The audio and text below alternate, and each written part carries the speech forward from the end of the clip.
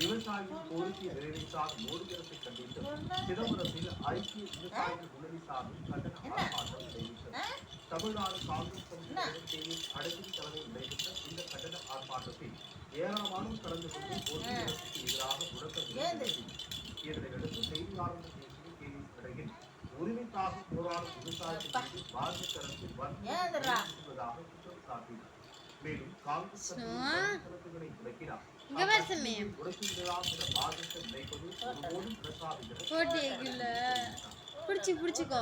காங்கிரஸை முடக்க வேண்டும் என்று நீங்கள் நினைக்கிறீர்கள், அது நடக்காது. நீங்க வன்முறைகளை நம்பிக்கை அந்த வன்முறையை ரெண்டு பெண்களை நிர்வாகமாக்கி ஊர்வலமாக அழைத்து வந்து அப்படி செய்தவர்களெல்லாம் இன்னைக்கு சுதந்திரமாக மதிப்புள்ள அவங்க சிறைக்கம்பி குஜராத்தில் அப்படி செஞ்சவங்க இன்றைக்கு சுதந்திரமா நடமாடுறாங்க. அவர்கள் எனவே வன்முறையை ஒரு அரசியல் இயக்கமாக நீங்கள் இருக்கிறீர்கள். எனவேதான் காங்கிரசுடைய வங்கி கணக்கை பற்றுகிறீர்கள், விவசாயிகள் கண்ணீர் புகை கொண்டை வீசுகிறீர்கள்.